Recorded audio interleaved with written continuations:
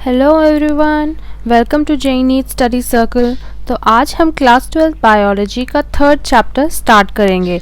Third chapter है human reproduction.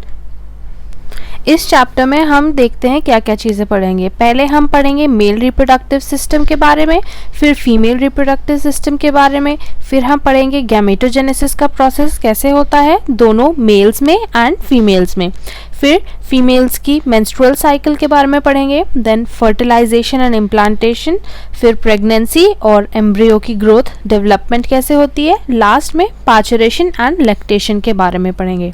So let us start. As you are aware, humans are sexually reproducing and viviparous। तो इन्होंने हमें क्या बताया है, ह्यूमंस जो होते हैं वो सेक्सुअली रिप्रोड्यूस करते हैं और विविपेरस होते हैं। इन दोनों टर्म्स का क्या मीनिंग हुआ, ये दोनों टर्म्स हमने फर्स्ट चैप्टर में पढ़े थे। सबसे पहले सेक्सुअली रिप्रोड्यूसिंग। सेक्सुअली रिप्रोड्यूसिंग का मतलब इसमें हमारे मेल के और फीमेल्स के गैमेट का फ्यूजन होता है और इससे हमारा जाइगोट फॉर्म होता है। तो इस फ्यूजन की वजह से हम कहते हैं कि हमारे ह्यूमंस में सेक्सुअल रिप्रोडक्शन होता है। और फिर विविपेरस। विविपेरस भी हमने फर्स्ट चैप्टर में पढ़ा था। विविपेरस का मतलब होता है कि जो ऑर्गेनिज्म है वो अपने यंग वन को, अपने ऑफस्प्रिंग को अपनी बॉडी में रिटेन करे रखते हैं। ह्यूमंस के केस में ये फीमेल्स में होता है।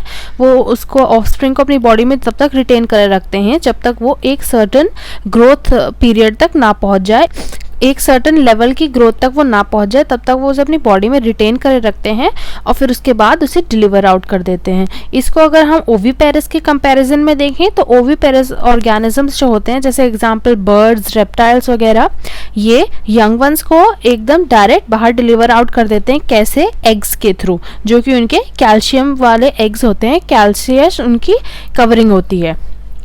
नेक्स्ट इन्होंने हमें बताया कि रिप्रोडक्टिव इवेंट्स जो हमारे ह्यूमंस में होते हैं वो क्या क्या होते हैं। सो फर्स्ट इवेंट जो होता है वो होता है गैमेटोजेनेसिस। क्या होता है गैमेटोजेनेसिस? हमारा गैमीट्स का फॉर्मेशन। मेल्स में स्पर्म होते हैं गैमीट्स, मेल्स में गैमीट्स स्पर्म होते हैं एंड फीमेल्स में ओवम होते हैं। फिर उसके बाद सेकेंड हमारा क्या होता है इवेंट? इंसेमिनेशन। इंसेमिनेशन क्या होता है? ट्रांसफर मेल गैमेट्स जो कि स्पर्म है फीमेल जेनिटल ट्रैक्ट में, तो स्पर्म्स का ट्रांसफर फीमेल जेनिटल ट्रैक्ट में, इसे हम कहते हैं इंसेमिनेशन। फिर उसके बाद थर्ड इवेंट क्या होता है? थर्ड इवेंट है फर्टिलाइजेशन। फर्टिलाइजेशन हमें पता है फ्यूजन होता है मेल और फीमेल गैमेट्स का, इसे हम कहते हैं फर्टिलाइजेशन। और फर्टिलाइजेशन के बाद जाइगोट फॉर्मेशन होता है। गैमेट्स हमारे हमेशा हैप्लॉइड होते हैं, एनप्लॉइडी होती है। जाइगोट हमारे प्लॉइडी होती है, इसकी डिप्लॉइड 2n। फिर इसके बाद नेक्स्ट स्टेप हमारा क्या होता है? नेक्स्ट इवेंट होता है इम्प्लांटेशन। इम्प्लांटेशन में क्या होता है?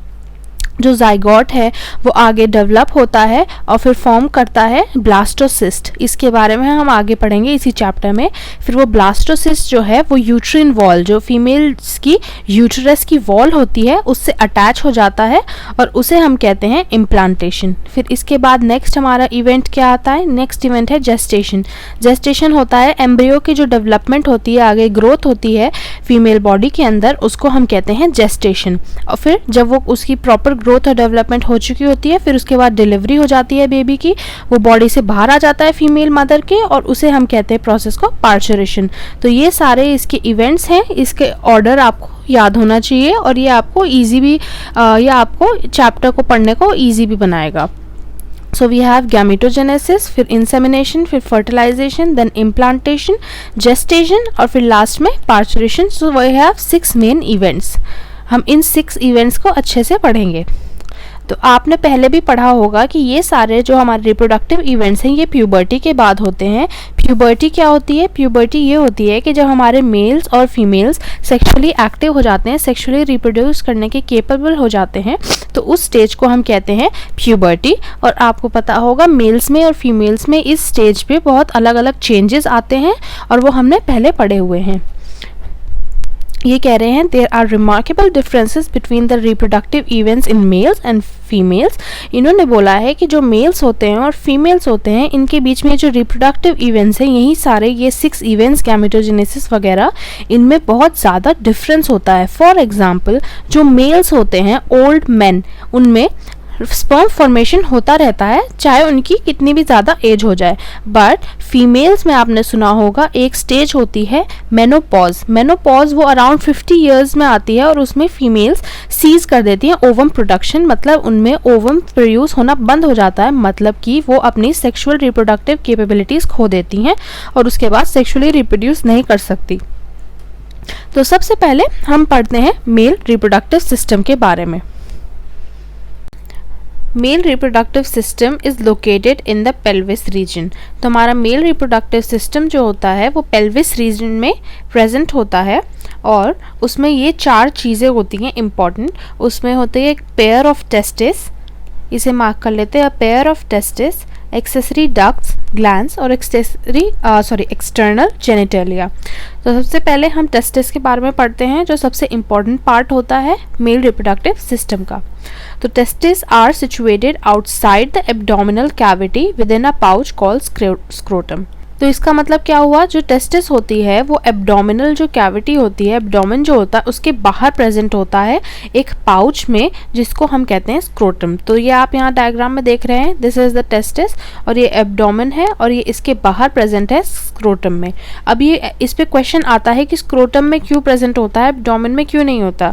तो इसका इन्होंने आंसर दिया है कि इसीलिए क्योंकि वो लो टेम्परेचर मेंटेन करने में हेल्प करता है टेस्टिस को। कितना लो, 2 to 2.5 degree centigrade come temperature.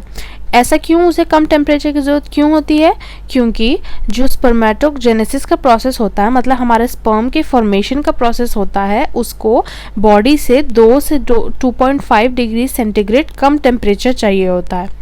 जो टेस्टिस है जैसे कि ये ओवल इसकी शेप होती है और साइज़ कैसे होता है, लेंथ इसकी होती है 4 से 5 सेंटीमीटर और विड्थ होती है 2 से 3 सेंटीमीटर।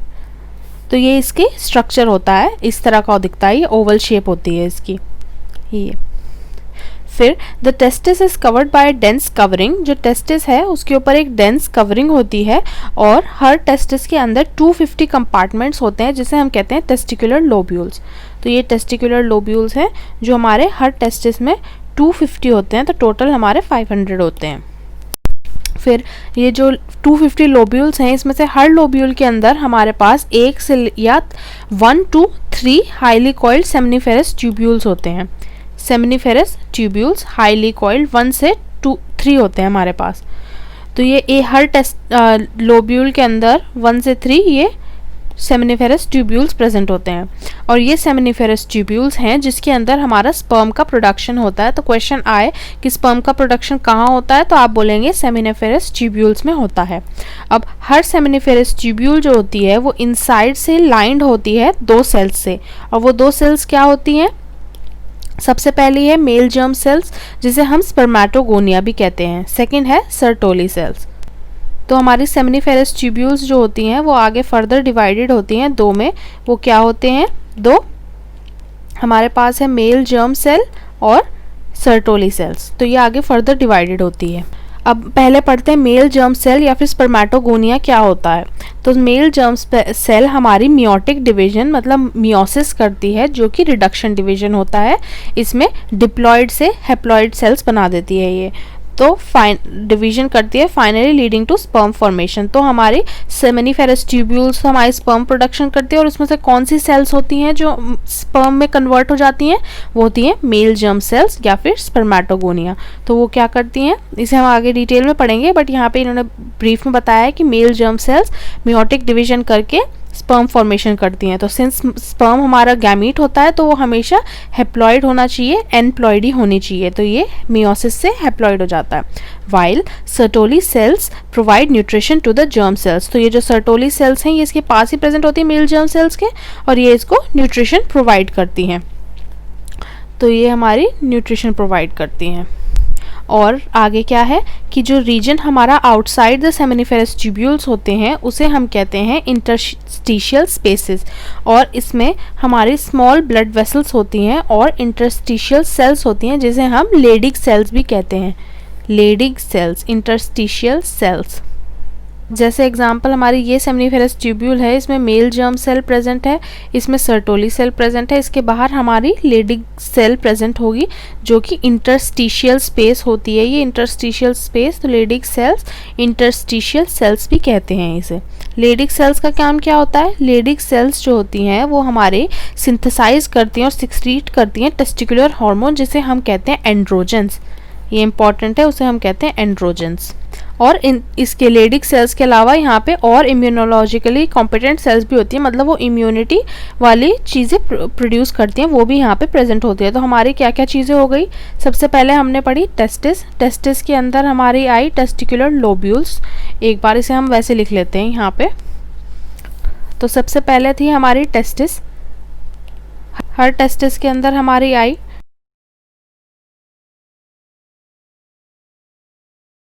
Testicular lobule. कितनी होती है? 250 प्रेजेंट होती है हर टेस्टिस के अंदर। और फिर इसके अंदर क्या आई हमारी? हर टेस्टिकुलर लोब्यूल के अंदर हमारी आई सेमिनिफेरस ट्यूब्यूल्स। कितनी होती है ये? 1 से लेके 3 तक हो सकती है एक उसके अंदर। सेमिनिफेरस ट्यूब्यूल्स को हम 2 में डिवाइड कर सकते हैं। कैसे? ये हो गया हमारा आउटसाइड, तो ये आउटसाइड है, तो ये हो गया हमारा इनसाइड। तो इनसाइड इसमें क्या प्रेजेंट होती है? सबसे पहले प्रेजेंट होती है मेल जर्म सेल्स, स्पर्मेटोगोनिया भी कहते हैं, और सेकंड हमारी प्रेजेंट होती है सर्टोली सेल्स। और इसमें आउटसाइड हमारी क्या प्रेजेंट होती है? हमारी यहाँ पे प्रेजेंट होती है लेडिग सेल्स या फिर इंटरस्टिशियल सेल्स भी कहते हैं उसे। और सेकंड हमारी इम्यूनोलॉजिकली और भी ज़्यादा सेल्स प्रेजेंट होती हैं, इम्यूनोलॉजिकली कॉम्पिटेंट सेल्स प्रेजेंट होती हैं। तो ये हमारा इस तरह का कुछ वो होता है। फिर आगे चलते हैं। ये हमने टेस्टिस का स्ट्रक्चर पूरा पढ़ लिया, ये इस तरह होता है। एक बार चलो इसको डायग्राम को देख लेते हैं कैसे होता है। ये वाला लास्ट में देखेंगे, इसमें हमारे सारे ग्लैंड्स वगैरह प्रेजेंट हैं, डक्ट्स वगैरह। इस वाले को देख लेते हैं पहले। ये हमारा टेस्टिस को शो कर रहा है। तो ये क्या है इसमें? ये पूरी टेस्टिस है, ये इसने यहाँ पे ओपन करके दिखाई हुई है। तो ये इसमें टेस्टिकुलर लोब्यूल्स हैं। हर लोब्यूल के अंदर हमारे यहाँ पे सेमिनिफेरस ट्यूब्यूल प्रेजेंट होंगे 1 या 3। फिर उसके बाद हमारा आता है रेटिटेस्टिस। रेटिटेस्टिस के बाद हमारे आते हैं वासा इंफ्रेंशिया, फिर एपिडिडाइमिस, और फिर वास डिफरेंस। ये वास डिफरेंस ऊपर से घूम के, यहाँ से यूरेटर से घूम के यहाँ से आता है यूरिनरी ब्लैडर के पास से। ये seminal vesicle. Prostate gland 2 present हैं, 2 सेमिनल वेसाइकल प्रेजेंट है। बल्बो यूरिथ्रल ग्लैंड भी 2 हैं। ये यूरिथ्रा है, ये यहाँ पे लूज फोरस्किन के, ये ग्लैंड पेनिस है। ये पूरा स्ट्रक्चर हो गया हमारा। इसके ये सारी चीज़ें अभी पढ़ते हैं हम। इसमें देख लेते हैं एक बार ये साइड से व्यू कैसे है। ये टेस्टिस है और ये हमने पढ़ा था स्क्रोटम के अंदर होती है। ये यहाँ से घूम के इसका डक्ट जा रही है। इसमें डक्ट में क्या क्या चीज़ें आती हैं हम सब पढ़ेंगे। ये वास डिफरेंस है यहाँ पे। ये यहाँ से यूरिनरी ब्लैडर के ऊपर से घूम के यहाँ पे आती है। ये यूरेटर्स आ रहे हैं यूरिनरी ब्लैडर में। ये पीछे सेमिनल वेसाइकल है, ये भी 2 प्रेजेंट होते हैं। इजैक्यूलेटरी डक्ट है, ये यूरिनरी ब्लैडर है। ये प्रोस्टेट ग्लैंड है, ये यहाँ पे बल्बो यूरिथ्रल ग्लैंड है, 2 प्रेजेंट होते हैं। और ये यहाँ से घूम के ये पेनिस में आ रही है, यूरिथ्रा है, ये ग्लैंड्स पेनिस है, और ये फोरस्किन है। और ये पीछे वो है, क्या कहते हैं, ये रेक्टम है और ये एनस है। ऑलराइट, तो अब आगे हम पढ़ते हैं एक्सेसरी डक्ट्स क्या क्या है हमारे। तो एक्सेसरी डक्ट्स हमारे आते हैं 4 एक्सेसरी डक्ट्स आते हैं। Rete testis, Vasa efferentia, epididymis and vas deferens. हमारे 4 हैं ये। अब आगे पढ़ते हैं कैसे कैसे हैं। सेमिनिफेरस ट्यूब्यूल्स हमने पढ़ी थी टेस्टिस में होती हैं, तो वो ओपन होती है वासा एफरेंशिया में। किसके थ्रू? रेटिटेस्टिस के थ्रू। तो जैसे यहाँ पे उन्होंने बताया ये टेस्टिकुलर लोब्यूल्स हैं इसके अंदर, इसमें हमारी सेमिनिफेरस ट्यूब्यूल्स होती हैं, तो ये रेटिटेस्टिस के थ्रू वासा एफरेंशिया में ओपन होती है।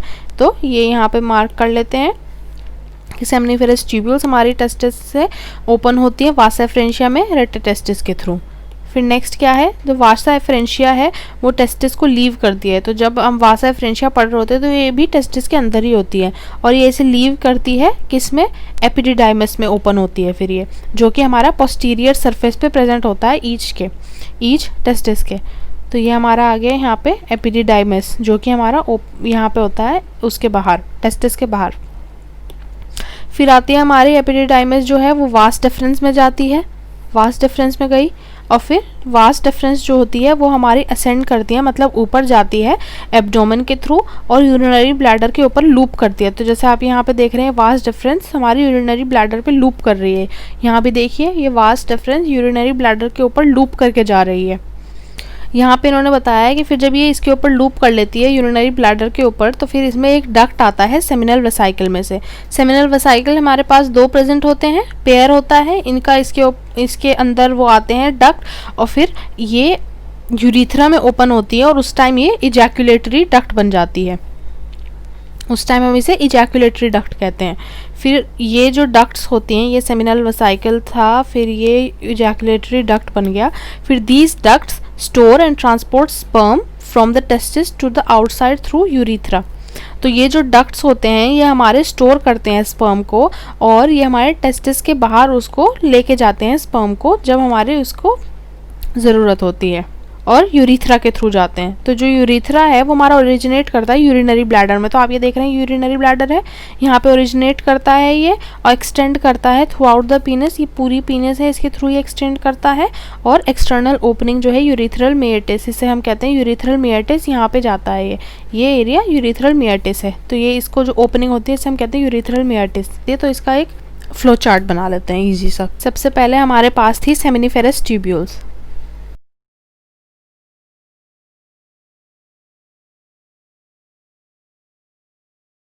सेमिनिफेरस ट्यूब्यूल से फिर किस में जाती है, रेटिटेस्टिस में जाती है। फिर रेटिटेस्टिस से किस में जाती है, इससे जाती है वासा एफरेंशिया में। फिर वासा एफरेंशिया से नेक्स्ट ये किस में जाती है, इससे नेक्स्ट ये जाती है एपिडिडाइमिस में। ये एपिडिडाइमिस जो है ये मैंने अलग कलर से क्यों लिखा है, क्योंकि यहाँ तक जो ये तीनों थे ये हमारे ये टेस्टिस के अंदर रहते हैं ये तीनों। अब इसके बाहर ये टेस्टिस से बाहर आ गए, तो ये हमारा एरिया जो है ये यहाँ पे हम ऐसे मार्क कर लेते हैं, ये हमारा आउटसाइड, ये आउटसाइड। ओके, ये आपको याद रखना है कि कहाँ पे ये उसको लीव कर देती है टेस्टिस को। फिर एपिडिडाइमिस के बाद ये हमारे नेक्स्ट जाती है वास डिफरेंस में। अब वास डिफरेंस के बाद एक स्पेशल चीज़ होती है कि ये जो हमारा वास डिफरेंस है ये यूरिनरी ब्लैडर से होता हुआ जाएगा। तो कैसे होता हुआ जाएगा यूरिनरी ब्लैडर से, यूरिनरी ब्लैडर को हम अलग उससे मार्क कर लेते हैं कलर से। तो ये है यूरिनरी ब्लैडर। तो ये यूरिनरी ब्लैडर है, इसमें यहाँ पे क्या होता है, जो ये वास डिफरेंस था हमारा ये यूरिनरी ब्लैडर के ऊपर ऐसे घूम के जाता है ट्विस्ट होके। ये हमने पढ़ा था ना कि ये इसके ऊपर लूप होता है, तो यहाँ पे ये जाता है यूरिथ्रा में। और ये हमने पढ़ा था कि जब ये इसको लीव करता है, लूप होता है, तो इसमें कुछ चीज़ ऐड होती है। क्या ऐड होती है, इसमें हमारे यहाँ पे ऐड होता है सेमिनल वेसाइकल का डक्ट।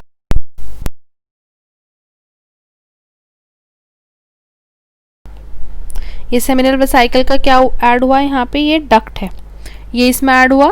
तो ये जब इसमें ये ऐड हो जाता है तो उसके बाद हमने ये पढ़ा था कि ये यहाँ पे इसका डक्ट का नाम वास डिफरेंस से बदल के कुछ और हो जाता है। क्या हो जाता है, लिख लेते हैं क्या हो जाता है।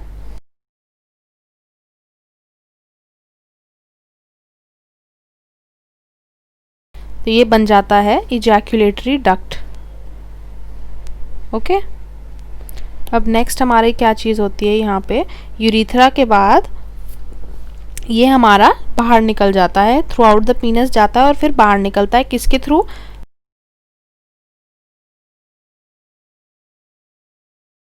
यूरिथ्रल मियोटिस के थ्रू, जो कि हमारी क्या होती है, आउटर ओपनिंग। तो ये हमारा पूरा फ्लो चार्ट होता है किस तरह चलता है। सेमिनिफेरस ट्यूब्यूल्स जो हमारे टेस्टिस में होते हैं ये हमारे रेटिटेस्टिस से फिर होते हुए जाते हैं वासा एफरेंशिया में। ये सब कुछ हमारा इनसाइड द टेस्टिस हो रहा होता है, फिर ये लीव कर देते हैं यहाँ पे टेस्टिस को। एपिडिडाइमिस आ जाता है, एपिडिडाइमिस से वास डिफरेंस जाते हैं। वास डिफरेंस जो है वो हमारा यूरिनरी ब्लैडर के ऊपर लूप होता हुआ जाता है, और इस दौरान जब ये लूप हो चुका होता है इसमें एक डक्ट आता है सेमिनल वेसाइकल का, और ये डक्ट इसमें आता ही ये बन जाता है और ये फिर यूरिथ्रा के थ्रू जाता है और फिर पूरे थ्रू आउट द पीनस की लेंथ जाता है, फिर यूरिथ्रल मिएटस से बाहर निकल जाता है जो कि हमारे आउटर ओपनिंग होती है। ये इसका पूरा वो होता है फ्लो चार्ट। तो हमने इसमें सारी चीज़ें कवर कर ली अपनी जो यहाँ पे हमें इस पैरा में इन्होंने बताई थी, इस पैराग्राफ में। यहाँ पे हम देख रहे हैं ये diagrammatic sectional view of seminiferous tubules. तो ये देखते हैं कैसे था। तो ये हमारा सेमिनिफेरस ट्यूब्यूल्स का है, तो ये इनसाइड है, ये इनसाइड वाला एरिया है। इसमें इन्होंने हमें बताया था 2 तरह की सेल्स होती हैं, स्पर्मेटोगोनिया होती है और सर्टेलरी सेल्स होते हैं। स्पर्मेटोगोनिया ये है हमारी जो कि हमारी मेल जर्म सेल्स होती हैं, ये हमारी सर्टोली सेल्स है, और ये इन्होंने स्पर्मेटोजोआ दिखाया है। इसका हम अभी आगे पढ़ेंगे। स्पर्मेटोजोआ कुछ नहीं होता है, हमारा स्पर्म ही होता है। और ये आउटसाइड वाला एरिया आ गया, जो ये डार्क पिंक कलर का दिख रहा है ना, ये हमारा आउटसाइड एरिया है। इसमें हमारी इंटरस्टिशियल सेल्स प्रेजेंट है जिसे हम लेडिग सेल्स भी कहते हैं। तो इसको हम यहाँ पे लिख सकते हैं।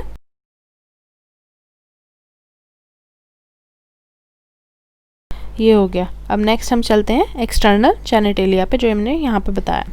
तो पीनस is the male external genitalia.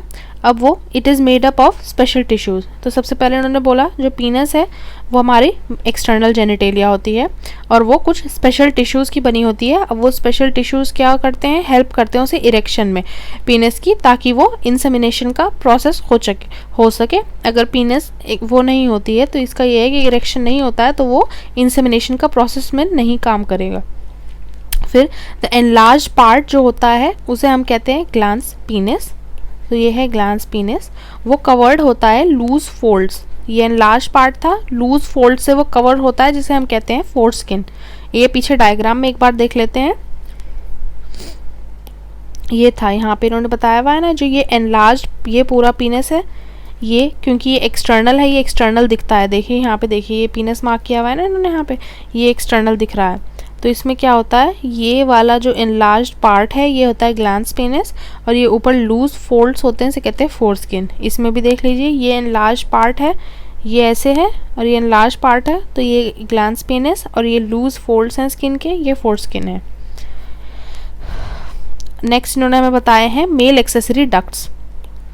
तो यहाँ पे देखते हैं मेल एक्सेसरी डक्ट्स क्या बताया है इन्होंने। सबसे पहले बताया है a pair seminal vesicle, prostate और एक पेयर बल्बोयूरिथ्रल ग्लैंड्स का। Secretion of these glands constitute the seminal plasma which is rich in fructose, calcium and certain enzymes. तो जो हमारा सेमिनल वेसिकल होता है ये होते हैं प्रोस्टेट वगैरह, ये इसकी जो सिक्रीशंस होती हैं उसे हम कहते हैं सेमिनल प्लाज्मा। और वो किस चीज़ में रिच होती है, फ्रक्टोज होता है उसमें, कैल्शियम होता है और सर्टन एंजाइम्स होते हैं। ये फ्रक्टोज वगैरह ये उसको जो हमारा स्पर्म होता है उसको मोटिलिटी में उसको हेल्प करता है, उसको न्यूट्रिशन प्रोवाइड करता है, इसलिए होता है ये। फिर जो हमारा बल्बोयूरिथ्रल ग्लैंड की सिक्रीशंस होती हैं वो किस में हेल्प करती हैं, वो ल्यूब्रिकेशन में हेल्प करती हैं। तो इसको पूरे को हम कहते हैं सेमिनल प्लाज्मा, इन तीनों की सिक्रीशंस को। जो सेमिनल प्लाज्मा होता है, अगर आपका इस पर क्वेश्चन आए कि क्या खाली सेमिनल प्लाज्मा से फर्टिलाइजेशन हो सकती है, तो नहीं हो सकती, क्योंकि इन तीनों ग्लैंड में आप देख रहे हैं इनमें वो तो है नहीं, स्पर्म तो है नहीं, ये हम आगे भी देखेंगे अभी। पर इसमें ये होता है कि जो सीमेन होता है, सीमेन में हमारा स्पर्म भी होता है और सेमिनल प्लाज्मा भी होता है, तो ये दोनों मिला के हमारे ये फॉर्म करते हैं सीमेन।